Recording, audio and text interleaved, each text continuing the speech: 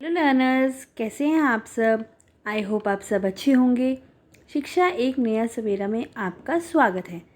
बच्चों, आज हम एक पाठ पढ़ेंगे। पाठ का शीर्षक है एक कहानी यह भी। इसकी लेखिका मन्नू भंडारी हैं। इस कहानी के माध्यम से उन्होंने अपनी लेखीय जीवन की कहानी इसके अंदर उतार दी। यह उनकी आत्मकथा तो नहीं है। आत्मकथा होती है जिसमें हम सिलसिलेवार सारे स्टेप बाय स्टेप अपने जीवन के अंश लिखते हैं, लेकिन इसमें उनके भावात्मक और सांसारिक जीवन के महत्वपूर्ण पहलुओं पर जब हम पढ़ते हैं तो भरपूर प्रकाश पड़ता है, जो उनकी रचना यात्रा में निर्णायक भी रही हैं। बच्चों, प्लीज़ वीडियो को लाइक करें। अगर आप न्यू हैं तो चैनल को सब्सक्राइब करें और ज़्यादा से ज़्यादा अपने फ्रेंड्स में इस वीडियो को शेयर करें, जिससे उनकी भी हेल्प हो सके। आइए अब हम इस कहानी का पाठ ये कहानी यह भी को पढ़ते व समझते हैं। एक कहानी यह भी के संदर्भ में सबसे पहले हम ये बात जान लें कि मन्नू भंडारी पारिभाषिक अर्थ में कोई उन्होंने सिलसिलेवार अपनी आत्मकथा नहीं लिखी है। अपने आत्मकथ्य में उन्होंने उन व्यक्ति और घटनाओं के बारे में लिखा है जो उनके लेखीय जीवन से जुड़े हुए हैं। संकलित अंश में जो ये पाठ है, इसमें मन्नू जी के किशोर जीवन से जुड़ी घटनाओं के साथ उनके पिताजी और उनके कॉलेज की प्राध्यापिका शीला अग्रवाल का व्यक्तित्व विशेष तौर पर उभर कर आया है कि कैसे उनके स्कूल टाइम में और कॉलेज टाइम में उनके जीवन पर दो लोगों का महत्वपूर्ण प्रभाव पड़ा। एक उनकी प्रिंसिपल और एक उनके पिताजी, जिन्होंने आगे चलकर उनके लेखीय व्यक्तित्व के निर्माण में बहुत महत्वपूर्ण भूमिका निभाई। लेखिका ने यहाँ बहुत ही खूबसूरती से साधारण लड़की के असाधारण बनने के प्रारंभिक पड़ावों को प्रकट किया और सन 46-47 की आज़ादी की आंधी ने मन्नू जी को भी अछूता नहीं छोड़ा। छोटे शहर की युवा होती लड़की ने आज़ादी की लड़ाई में जिस तरह भागीदारी की, उसमें उसका उत्साह आज और संगठन क्षमता और विरोध करने का तरीका देखते ही बनता है। इस पाठ में सारे महत्वपूर्ण तथ्यों को उजागर किया गया है और 1947 की आज़ादी के बारे में भी बताया गया है कि उन्होंने कैसे उसमें सक्रिय भाग लिया। चलिए अब हम आगे समझते हैं। एक कहानी यह भी में लेखिका ने बताया कि उनका जन्म मध्य प्रदेश के भानपुरा गांव में हुआ और जब वे कुछ जानने समझने लायक हुई तो स्वयं को अजमेर के ब्रह्मपुरी मोहल्ले के 2 मंजिला मकान में पाया। मकान के ऊपरी हिस्से में पिताजी लिखने पढ़ने का काम करते रहते और नीचे परिवार के शेष सभी सदस्य रहते थे। उनकी माँ अनपढ़ थी, लेकिन घर की जिम्मेदारियों को बहुत अच्छी तरीके से निभाती थी। अजमेर आने से पहले लेखिका के पिता इंदौर में प्रतिष्ठित और सम्मानित व्यक्ति के रूप में कांग्रेस और समाज सुधार के कार्यों में जुटे हुए थे। वे न केवल शिक्षा का उपदेश देते थे, बल्कि विद्यार्थियों को घर बुलाकर पढ़ाते भी थे। लेखिका के पिताजी का जीवन उन दिनों खुशहाल था। वह कोमल और संवेदनशील व्यक्ति होने के साथ साथ अहमवादी एवं क्रोधी भी थे। इसमें उनके जन्म स्थान के बारे में बताया गया है और पिताजी के बारे में भी बताया गया है कि वे कैसे प्रतिष्ठित थे और कैसे सक्रिय थे, समाज सुधार के कार्यों में जुटे रहते थे। लेखिका बताती हैं कि उसने अपने पिताजी को अपने टूटे हुए गुणों और आशाओं को बोझ तले भी देखा है। मतलब कुछ लाइफ में कुछ ऐसे हमारे पार्ट्स आते हैं, ऐसे टाइम आता है कि हमारा समय एक जैसा नहीं रहता। कभी हमारा बहुत अच्छा टाइम चलता है, कभी हमारा ख़राब वक्त भी चलता है। तो उसमें मतलब जो पिताजी ने भी बुरा वक्त देखा। इंदौर में आर्थिक घाटा होने के बाद वह अजमेर आ गए। हिंदी अंग्रेजी शब्दकोश लिखा और उन्होंने उसमें सम्मान नहीं मिला। मतलब उन्होंने एक हिंदी अंग्रेजी शब्दकोश भी लिखा और उन्हें सम्मान तो मिला, किंतु वहाँ उन्होंने अपनी तरह का पहला और अनुपम धन नहीं मिला। आर्थिक स्थिति अच्छी न होने पर भी उनके राजशाही ठाट बाट करने की अधूरी इच्छाओं ने उनको क्रोधित बना दिया और उनका यह क्रोध लेखिका की माँ पर उतरता। अपने द्वारा किए गए विश्वासघातों ने उनको इतना शक्की और चिड़चिड़ा बना दिया कि बात बात पर अपना गुस्सा वह लेखिका और अब उसके भाई बहनों पर भी उतारते। यहाँ लेखिका अपने पिता की यशोगाथा नहीं गाना चाहती, वह तो यह बताना चाह रही हैं कि पिता के कौन से गुण और दोष उनके अंदर समाये और कौन सी ऐसी बातें थी जिन्होंने उनके अंदर हीनता की ग्रंथि को उत्पन्न किया। अर्थात इसमें मतलब कहने का तात्पर्य यह है कि वह लेखिका जो होती है मतलब जो मोस्टली अपने पिताजी के अपने परिवार के बारे में बढ़ा चढ़ा के लिखते हैं, लेकिन वह ये नहीं करना चाह रही थी। वह सिर्फ दोष और गुण जो एक व्यक्ति के आम इंसान के अंदर होते हैं, जो छिपे रहते हैं, वो कौन सी ऐसी परिस्थितियाँ होती हैं जिसमें वह उजागर हो जाती हैं। लेखिका बचपन में कमज़ोर थी, उनका रंग काला था, जिस कारण उनके पिताजी उनकी गौर रंगी खूबसूरत बहन को चाहते थे और लेखिका की हमेशा उपेक्षा करते रहते थे। मतलब समाज में ऐसा भी था उस टाइम या इस टाइम अभी भी ऐसा ही है कि हम रंग रूप को ज़्यादा प्रेफर करते हैं, इंसान की अंदर भीतरी जो खूबसूरती है उसको हम नहीं देख पाते।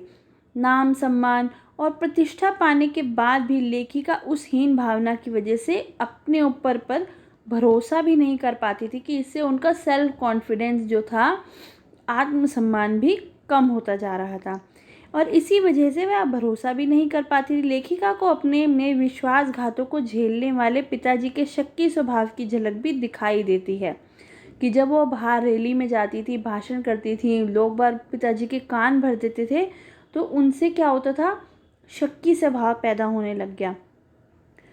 उन दोनों की आपस में विचारों की टक्कर भी होती थी और पिताजी का स्वभाव लेखिका में प्रतिबिंब के रूप में रहता था। मतलब अब विचारों की भी टकराहट होने लगी कि अब जो नई पीढ़ी है पुरानी पीढ़ी से मेलजोल नहीं बिठा पा रही है। लेखिका ने बताया कि उनके परिवार की लड़कियां जब 16 वर्ष की हो जाती थी और 10वीं पास कर लेती थी तो उनकी शादी कर देती थी।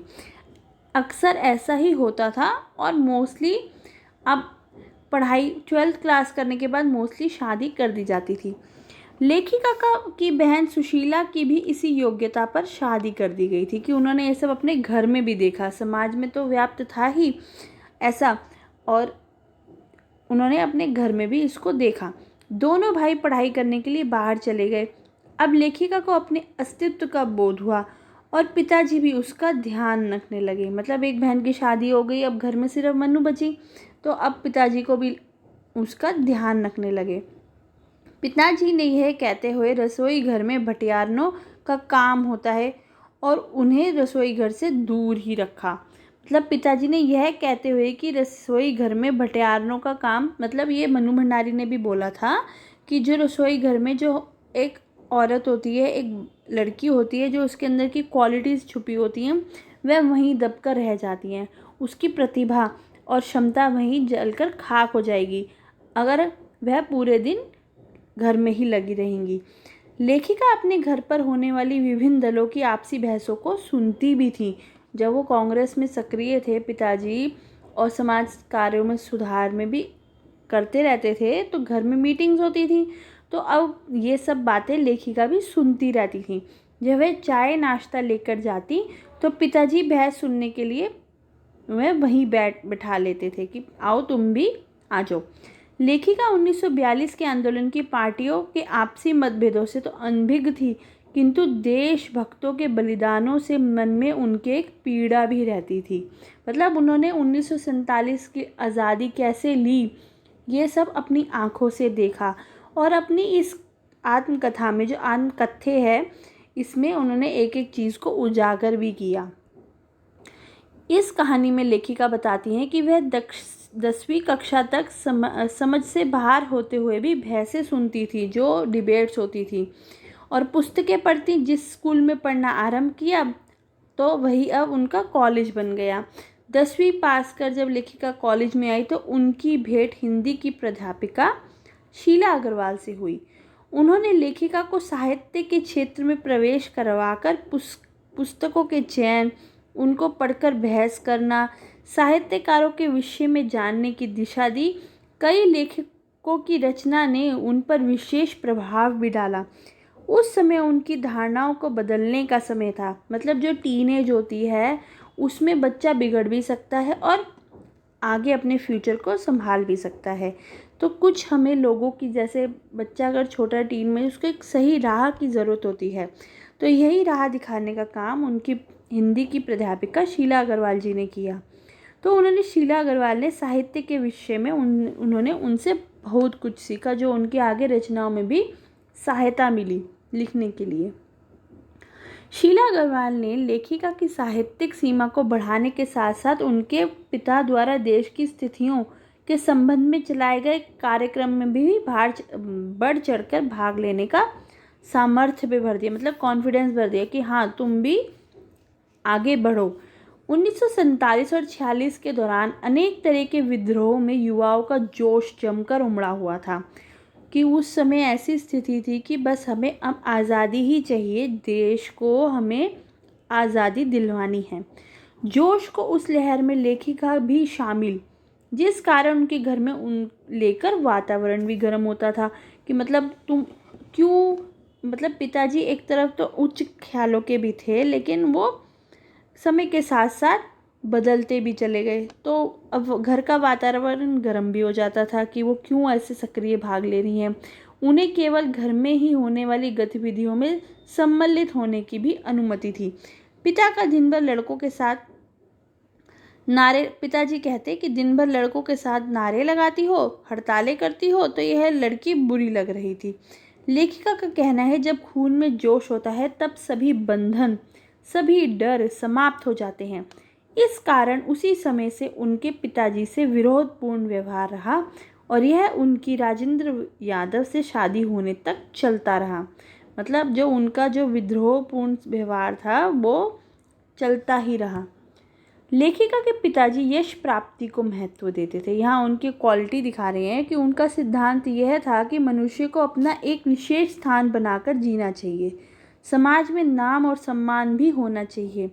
एक बार कॉलेज प्रिंसिपल ने लेखिका के प्रति अनुशासनात्मक कार्रवाई करने के विषय में पत्र लिखा तो पिताजी अत्यधिक क्रोधित होते हुए बोले, यह लड़की हमारी सारी मान मर्यादा समाप्त कर देगी।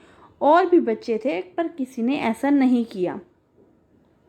पिताजी गए तो गुस्से में थे, लेकिन वहाँ से खुश होकर लौटे। कारण बताया कि कॉलेज की सभी लड़कियाँ केवल 3 लड़कियों के संकेत पर कक्षाएं छोड़ देती थी, जिनमें से एक लेखिका भी थी।